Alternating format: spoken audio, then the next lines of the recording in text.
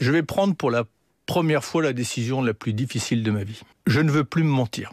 Je ne veux pas donner l'illusion que ma présence au gouvernement signifie qu'on est à la hauteur sur ces enjeux-là.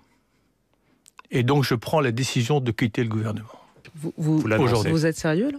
Oui, je suis sérieux. Salut, c'est Hugo. Nicolas Hulot a annoncé aujourd'hui sa démission du gouvernement. En rejoignant ce gouvernement en tant que ministre de la Transition écologique et solidaire, eh bien c'était la première fois que Nicolas Hulot rejoignait un gouvernement, lui qui est une figure connue de l'écologie, une figure engagée et très médiatique en France. Alors, pourquoi Nicolas Hulot a-t-il démissionné? Qu'a-t-il fait au gouvernement pendant un an? Aujourd'hui, on va essayer de répondre à un maximum de questions. Il a donc annoncé sa démission ce matin à la radio, sur France Inter, et Nicolas Hulot n'avait prévenu personne. Ni les journalistes qui l'interviewaient, ni ses proches, ni le Premier ministre ou encore le président de la République. À l'annonce de sa démission, beaucoup ont fait un lien avec un événement qui s'est produit hier à l'Elysée. En effet, hier, Emmanuel Macron recevait à l'Elysée plusieurs personnes pour parler de la chasse, dont Thierry Coste, un lobbyiste pro-chasse très connu. Selon des propos rapportés par Thomas Legrand de France Inter, la présence du lobbyiste aurait agacé Nicolas Hulot, qui aurait demandé à Emmanuel Macron ce que Thierry Coste faisait ici, et Emmanuel Macron aurait répondu, je cite, « Je ne sais pas comment ce monsieur est rentré ». C'est donc probablement la goutte d'eau qui a fait déborder le vase en quelque sorte, mais le moins qu'on puisse dire, c'est que Nicolas Hulot n'était pas vraiment satisfait de la première année au gouvernement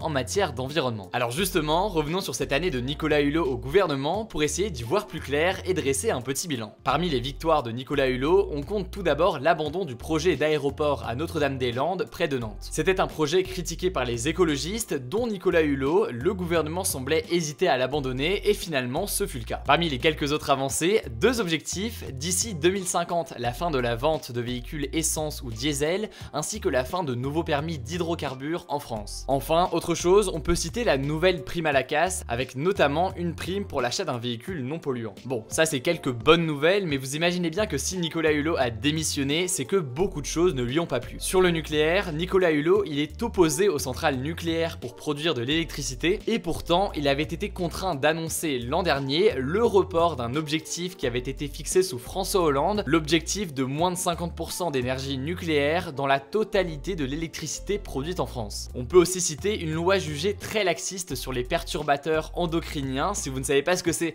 ne vous en faites pas, on en parle bientôt dans une autre vidéo. Ou encore une mesure jugée très floue sur l'interdiction du glyphosate, un herbicide massivement utilisé par les agriculteurs et jugé par certaines études comme potentiellement cancérogène. En fait, au-delà de ces mesures qu'on vient de citer, c'est vraiment plus largement son incapacité à faire comprendre à Emmanuel Macron qu'il faut radicalement changer les choses pour l'environnement. Alors pour autant, Nicolas Hulot a-t-il raison de démissionner? Pour certains, c'est une défaite de Nicolas Hulot face au lobby qui aurait été plus fort que lui pour convaincre Emmanuel Macron, et le fait de quitter le gouvernement signifie donc un peu qu'il abandonne. Mais pour d'autres écologistes, eh bien c'est une bonne nouvelle, certains disent que c'était peine perdue au gouvernement avec Emmanuel Macron et qu'il vaut mieux se battre pour l'environnement en dehors. En tout cas, Emmanuel Macron a fait une déclaration cet après-midi regrettant, je cite, une décision personnelle et affirmant que l'écologie, je cite là aussi, ce n'est pas un combat qui se fait du jour au lendemain. Alors, est-ce que Nicolas Hulot a eu raison de démissionner? Pour participer au débat, c'est très simple, ça se passe à l'aide de la petite fiche qui s'affiche en haut à droite, vous pouvez voter oui, non ou sans opinion,